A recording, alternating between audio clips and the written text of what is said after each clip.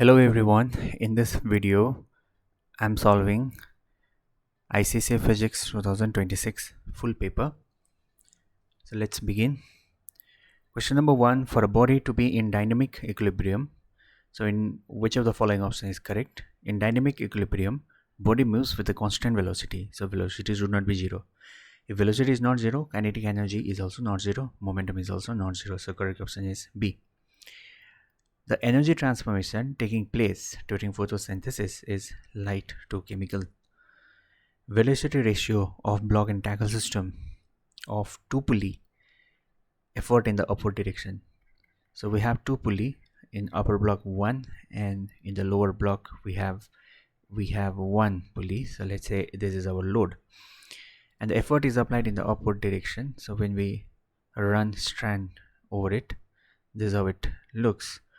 So the number of strands supporting the load is 3 and VR is equal to number of strands supporting the load, which is 3.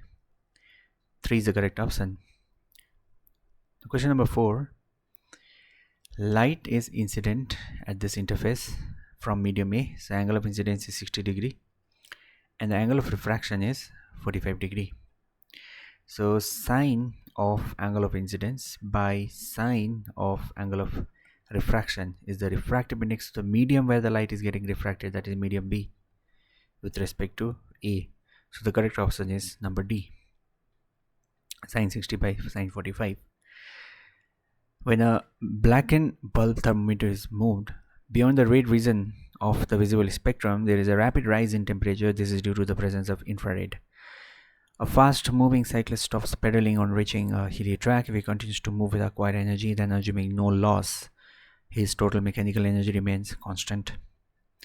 The distance of virtual image formed by a lens of focal length 15 cm never exceeds a certain finite value. So which is this value? Now when you see this question carefully, so we have a lens and it's forming virtual image. So image is formed somewhere here. It never exceeds some value. Okay. Now if the object is at infinity for a concave lens, concave always forms virtual, the image will be formed at focus or the focal plane. At any other position of the object, image is formed somewhere here or here or here. So focal length over here is 15 cm. So image can be formed at 15 or less than 15. So the correct option is D. Tiny air molecules scatter blue light more than red light. This is true. Refractive index of medium is greater for blue light than red light. This is also true. Independently, assertion and reasons are true. So here we are talking about Rayleigh scattering, where intensity is inversely proportional to 4th power of lambda. So even though lambda depends on refractive index, but it's not mentioned explicitly in the reason, so I'll go with option D.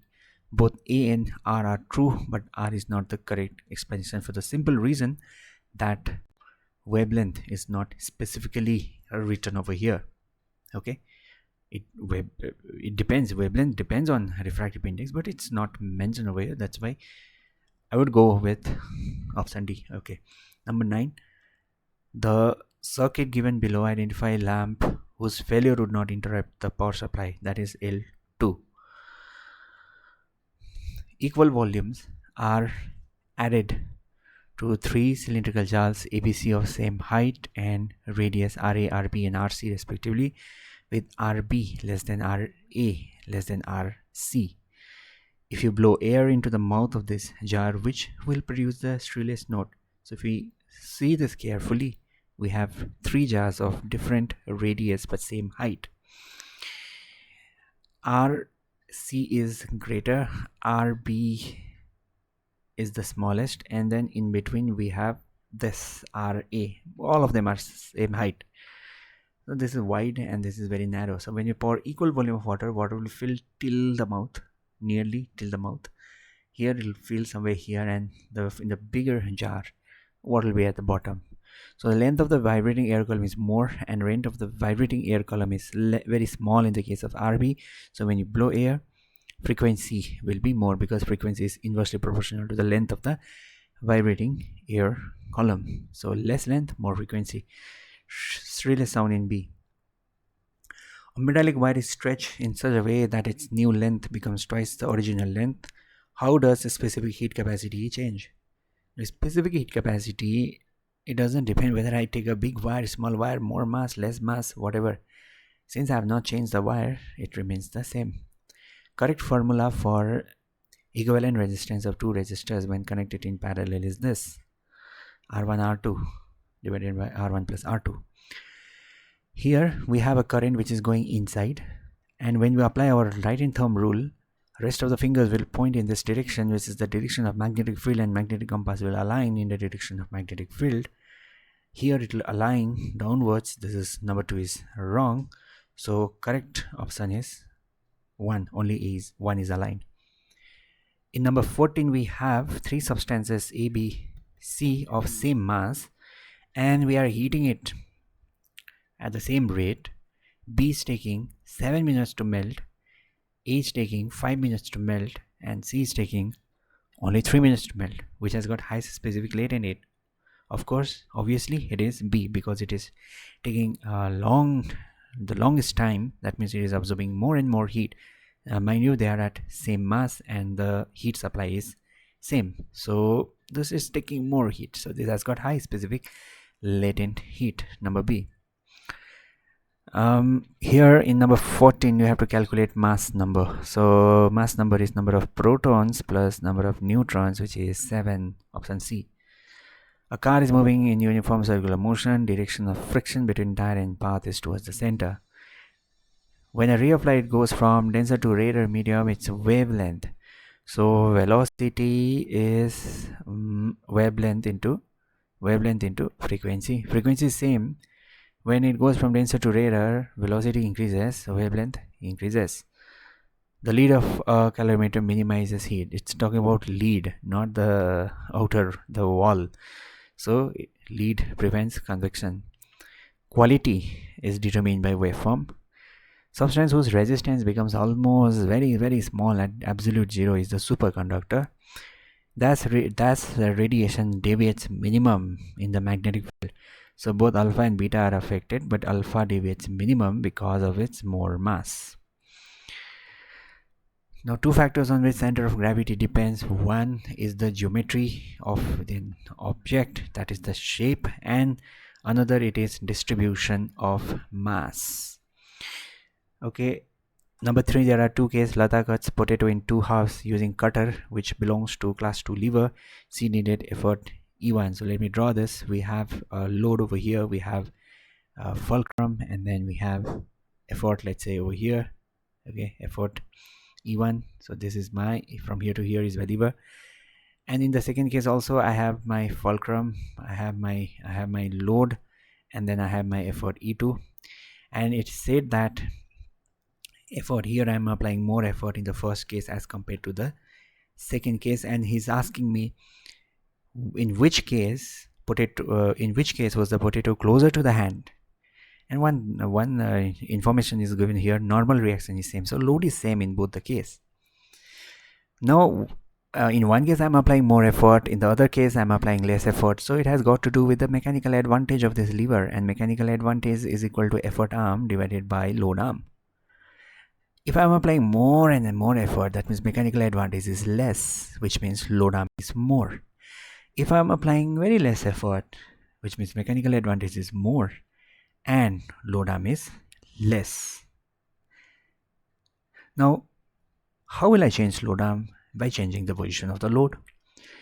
So in the first case, effort arm is more, mechanical advantage less, load arm is more. That means load, if I get very close to the effort, because I'm applying effort through my hand over here, load arm increases, mechanical advantage decreases, more effort I need to put.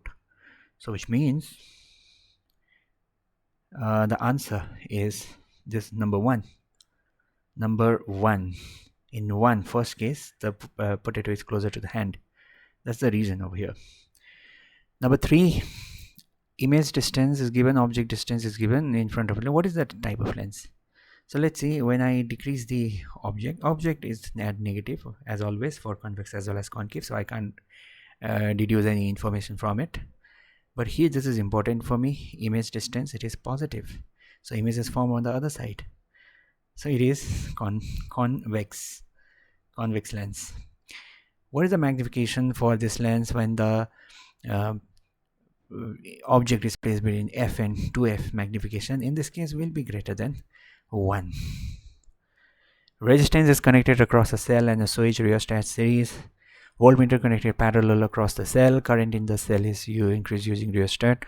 What will be the voltmeter reading change? Increase, decrease, remain the same? Justify your answer. So let me draw a diagram for this. We have a cell and then we have connected a resistance, external resistance, let me call R1, and then we have a rheostat which is a variable resistance R prime, and then we have voltmeter which is connected across the cell over here. So cell has got EMF E and internal resistance R. Current is increased. So what happens when current is increases?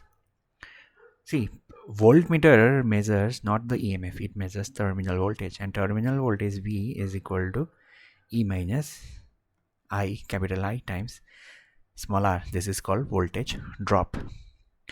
So this voltmeter is measuring what is the voltage potential difference across this point high potential, and all the way over here this low potential. What is the difference? That is V.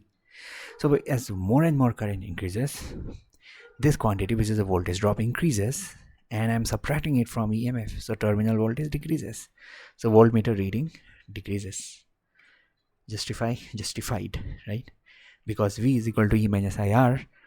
As I increases, voltage drop increases, and from EMF I am subtracting more and more. So what I'm left with is a very small value of terminal voltage. Natural vibration, when a body is free to move in the absence of any external force, that's like in the case of a vacuum, it vibrates with its characteristic frequency. That frequency is called its natural frequency. How is it different from damped vibration?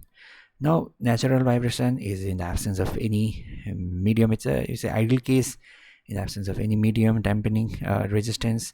So the amplitude remains constant. My diagram is not clear over here because I'm not drawing on a piece of paper. So this amplitude with time, it remains the same.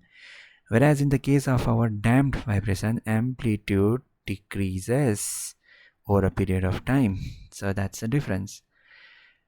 A metal piece of thermal capacity 40 joule per Kelvin absorbs 800 joule of heat. Calculate the rise in temperature. Heat absorbed is 800 joule and the thermal capacity is 40 joule per Kelvin. So when I divide this, I'll get 20 as the answer. So it is 20 Kelvin is the rise in temperature.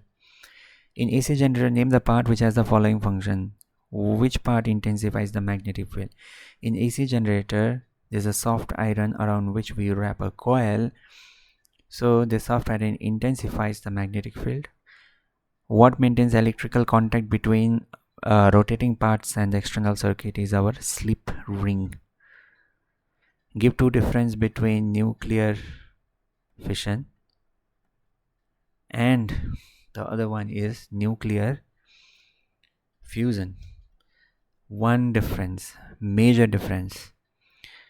In nuclear fission, what happens? Heavy nucleus is bombarded by neutron and split into light nuclei.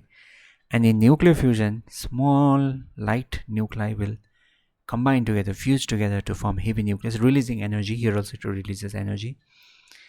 And nuclear fission can occur at room temperature. And nuclear fusion requires extremely high temperature, like that in the sun. That's the difference. Okay, number 7. Monochromatic ray strikes. It's monochromatic, so there's no dispersion. It's not expected. Surface identical prisms at different angle of incidence. The diagram shows the refracted rays related path. Okay, so where is the angle of incidence? Maximum, minimum, and equal. In this case, angle of incidence is equal to angle of emergence because the refracted ray is parallel to the base. This is the condition of minimum deviation where I is equal to E. So we got the answer number C. Now to know A and B, we have to work it out. So let's say this is the ray of light which is incident at angle I1. and if there was no prism, it would have gone straight. So since there is a prism, it bends.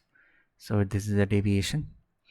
Okay, and in this, in same ray, in the identical prism, it is entering, and this is the refracted ray.